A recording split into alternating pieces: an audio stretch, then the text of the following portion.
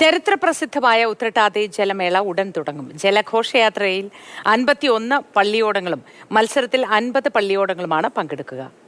വിശദവിവരങ്ങളുമായി ജയലക്ഷ്മി ചേരുന്നു. ജയലക്ഷ്മി, എന്തായി അവിടുത്തെ ഒരുക്കങ്ങൾ? എപ്പോഴാണ് ആരംഭിക്കുക? വിശദവിവരങ്ങൾ എന്തൊക്കെ? ഇപ്പോൾ ഈ ഒരു പമ്പാ നദിയിൽ ഇനി അല്പസമയം മാത്രമേ ഉള്ളൂ ഈ പള്ളിയോടങ്ങളെല്ലാം അണിനിരക്കാനായി. ജലഘോഷയാത്രയ്ക്ക് ഇനി അല്പസമയം മാത്രമാണ് ബാക്കി. ഞാനിപ്പോൾ നിൽക്കുന്നത് സ്റ്റാർട്ടിംഗ് പോയിന്റിലാണ്. ഇവിടെ ധാരാളം ആളുകൾ ഈ കാഴ്ച കാണാനായി ഇവിടെ കാത്തു നിൽക്കുന്നുണ്ട്. അപ്പോൾ ഇവരെല്ലാവരും പ്രതീക്ഷിച്ചിരുന്ന അല്ലെങ്കിൽ കാത്തിരിക്കുന്ന ഒരു നിമിഷം തന്നെയാണ് ഇനി വരാൻ പോകുന്നത്. പള്ളിയോടങ്ങളുടെ ആ ഒരു ഭംഗി, അഴക് കാണാവുന്നതാണ് നിങ്ങൾക്ക്. അതായത് എല്ലാ തുഴക്കാരും ഒരേ മനസ്സോടെയാണ് ഈ ഒരു തുഴ എറിയുന്നത്.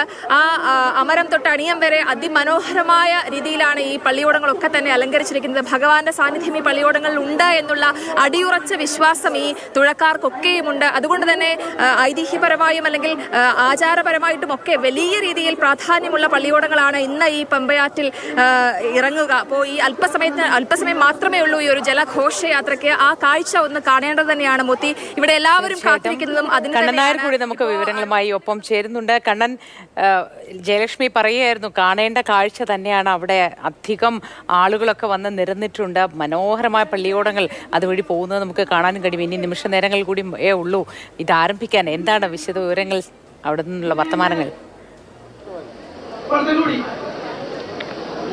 തിരുവാറന്മുളയപ്പന്റെ പ്രതിഷ്ഠാ ദിനത്തിലെ ആഘോഷ ചടങ്ങുകൾ ആരംഭിക്കാൻ പോവുകയാണ്. എല്ലാവരും കാത്തിരിക്കുന്ന ചരിത്രപ്രസിദ്ധമായ ആചാരപ്പെരുമയുള്ള ആറന്മുള ജലമേള അല്പസമയത്തിനുള്ളിൽ തന്നെ ആരംഭിക്കും.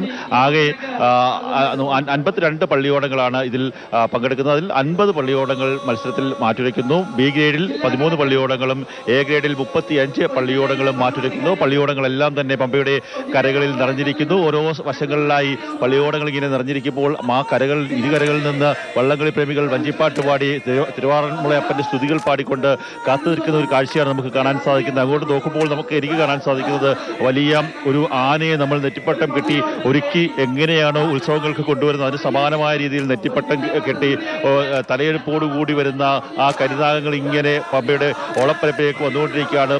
ഇവിടെ ഉദ്ഘാടനത്തിന് വേണ്ടിയുള്ള ക്രമീകരണങ്ങളെല്ലാം തന്നെ ഏർപ്പെടുത്തിയിട്ടുണ്ട്. ഉദ്ഘാടനത്തിന് വേണ്ടി ആറന്മുള MLA കൂടിയും ആയിട്ടുള്ള മന്ത്രി കൂടിയായിട്ടുള്ള വീണ ജോർജ് അടക്കമുള്ള ആൾക്കാർ എത്തിയിട്ടുണ്ട്. അവരാൽ വലിയ ആവശ്യത്തിലാണല്ലേ? അതെ, കരകളിൽ ആളുകൾ, ആസ്വാദകർ നിറഞ്ഞിരിക്കുകയാണ്.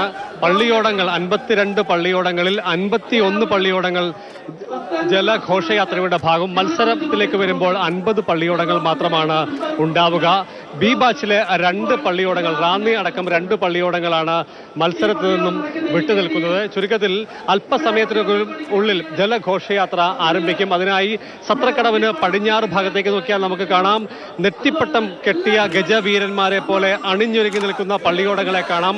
അമരച്ചാർത്ത് ഈ വിജയിയെ നിശ്ചയിക്കുന്നതിൽ പ്രധാനപ്പെട്ട ഒരു ഘടകമാണ്. മറ്റൊന്ന് പാട്ടിന്റെ ശൈലിയാണ്, പാട്ടിന്റെ രീതിയാണ്, തുഴയുടെ ശൈലിയാണ്, വേഷമാണ്, ഒപ്പം തന്നെ വേഗം. ഏറ്റവും ചുരുങ്ങിയ വേഗം കൊണ്ട് ആര് ഫിനിഷ് ചെയ്യുന്നോ എന്നത് മാത്രമല്ല, ആറന്മുള അപ്പന്റെ ഈ നാമധേയത്തിൽ നടക്കുന്ന ആറന്മുള ക്ഷേത്രത്തിലെ പ്രതിഷ്ഠാ ദിനത്തിൽ നടക്കുന്ന ഈ ജല ഉത്സവത്തിൽ വിജയിയെ നിശ്ചയിക്കുക.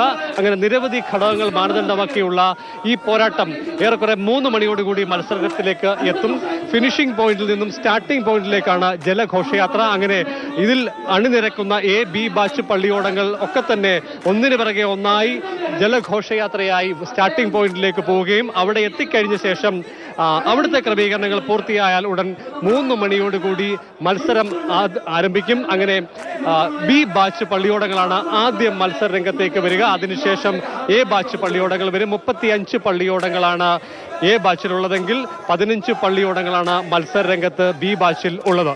കണ്ണൻ, തീർച്ചയായിട്ടും 15 പള്ളിയോടങ്ങളിൽ 13 പള്ളിയോടങ്ങൾ മത്സരത്തിനുണ്ട്. ബാക്കി 2 പള്ളിയോടങ്ങൾ, റാന്നി പള്ളിയോടം ഇത്തവണ വരുന്നില്ല. മറ്റൊരു പള്ളിയോടം കഴിഞ്ഞ ചെന്നിത്തല ജലമേളയുമായി ബന്ധപ്പെട്ട് അവിടെ ഒരു വള്ളം മറിഞ്ഞ അവരുടെ സഹപ്രവർത്തകനായിട്ടുള്ള ഒരു വ്യക്തി മരണപ്പെട്ടിരുന്നു. വിഷ്ണു എന്ന് പറയുന്ന വ്യക്തി മരണപ്പെട്ടിരുന്നു. ആ വ്യക്തി മരണപ്പെട്ടതിന്റെ അദ്ദേഹത്തോടുള്ള ആദര സൂചകമായി ഈ വർഷത്തെ ഒരു വള്ളംകളിയിലും പങ്കെടുക്കുന്നില്ല എന്ന് ആ വള്ളം തീരുമാനിച്ചിട്ടുണ്ട്. ഇപ്പോൾ ജലമേളയ്ക്ക് വേണ്ടിയുള്ള ജലഘോഷയാത്രയ്ക്ക് വേണ്ടിയുള്ള ക്രമീകരണങ്ങൾ ഒരു വശത്ത് നടക്കുമ്പോൾ മറുവശത്തെ വേദിയിൽ വിശിഷ്ട വ്യക്തികൾ അടക്കമുള്ള ആൾക്കാർ ഇവിടെ എത്തി നിൽക്കുന്ന ഒരു കാഴ്ചയാണ്. മന്ത്രി അടക്കമുള്ള ആൾക്കാർ, നടൻ ജയസൂര്യ അടക്കമുള്ള ആൾക്കാർ വള്ളംകളി കാണുന്നതിന് വേണ്ടി എത്തി നിൽക്കുന്ന ഒരു കാഴ്ചയാണ്.